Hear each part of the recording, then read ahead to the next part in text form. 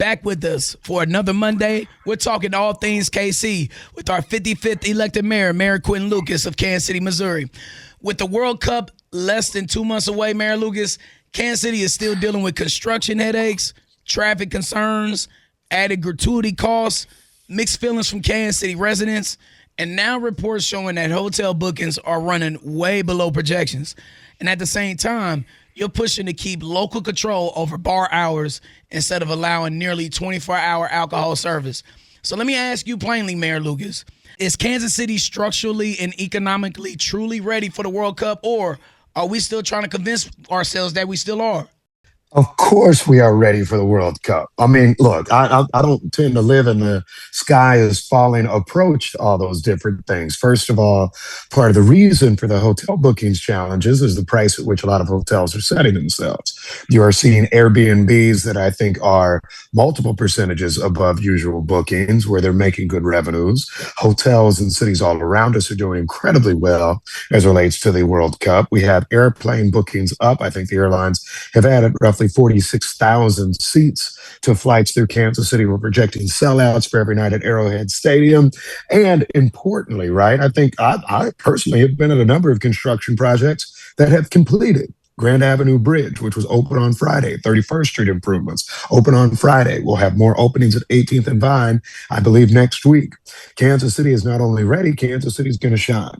And in connection with the bar and liquor hours, I don't find that to be particularly challenging as much as it is a very simple question of policy, which is being in a community where we know, and we've talked about it many Monday mornings, after we've had shootings, other violent crime incidents in our community near entertainment districts, how can we make sure that we're the most responsible for our guests? And whether that's a discussion that you had 6 months ago, or if you have a discussion a week before you're there, it's not really that materially challenging other than changing the schedule. We'll always stand up for public safety. We will always stand up for making sure our community is protected. But I think Kansas City stands far above all others in terms of being ready for the World Cup coming up. So along with your stance on the 24-hour liquor situation and the small bottle liquor situation too, what is your relationship now with the business owners in Kansas City? Is it contentious, or are y'all still good? I had a wonderful conversation with a bunch of bar owners on Sunday, actually, on Mother's Day. And look, most of them, and I encourage y'all to don't just look at the ones ranting on Facebook, most of them are not opening till 5 a.m. Now, their difference of opinion may be who gets to control, who should decide, and typically I would be on their side, although I would note that in liquor regulation, we have for a long time had bar closing hours and others. I, however, talked to the public safety folks, our prosecutor, the neighborhoods, and others who deal with these issues too. And look, I ain't got a problem with anything you do in your business, in your house, if it has no impact on anything next door to me. But if you at your private residence have loud parties every night and people are laying off smoke bombs, it's going to be an issue for your neighbors. The same thing was if you have a bar in a residential neighborhood that's getting out at 5 a.m., kicking everybody out. They have loud cars, loud music, loud noise, loud gunshots, and more issues. I mean, look, I'm not here to preach morality for anybody, and I'm not going to drink what you want, smoke what you want.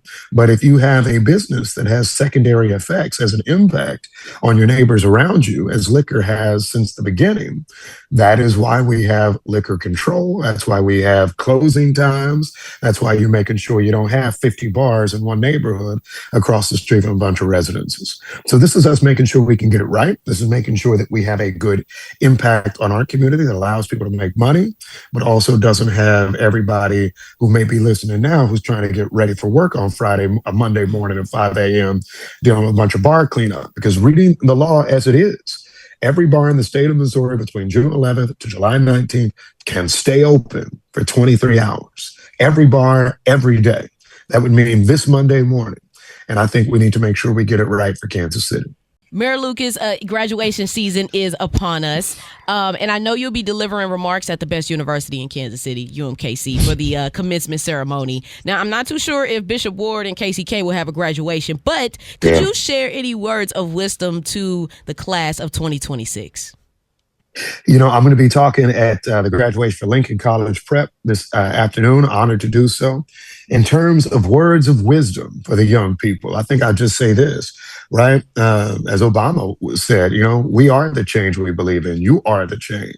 So if you have an issue with society, if you think things need to change, don't just try to get somebody else to do it. You are the one. Run the organization, create the business, do the work, because everybody's waiting for you, not somebody else to come save things. And so that's where my advice would be. I'm very proud of them. I think our community gets a lot of negatives. We talk about a lot of negatives with our young people. We've got brilliant young people making a difference for Kansas City. We're talking all things KC with our 50-50 elected mayor, Mayor Quinton Lucas of Kansas City, Missouri. Mayor Lucas, you've been pushing this idea to Plaza the Plaza. More walkability, more housing, more density, more amenities. And now major redevelopment ordinances are heading to city council this week. A lot of Kansas Cityans hear that and wonder, is this just about modernizing one wealthy corridor, or is there a bigger vision behind it? What's the long-term goal for the Plaza redevelopment? And how do you make sure the benefits ripple across the entire city and not just one of the wealthiest parts of KC? So, at its core, what we're talking about on the Plaza this week is actually just pure zoning changes on the Plaza. So in some ways, the answer to your question is it's really about how do we make sure that that district, instead of reading about a business closure every week, actually has zoning changes that help it long term. Now, obviously, the zoning changes there are ones that I think would be positive in other parts of the city. How do you create more density? How do you make sure that people can actually have walkability through that area? That's something that I don't think is just a Plaza thing. It's what we've already been doing at 18th and Vine, for example, in creating, ironically, a pedestrian plaza along 18th Street.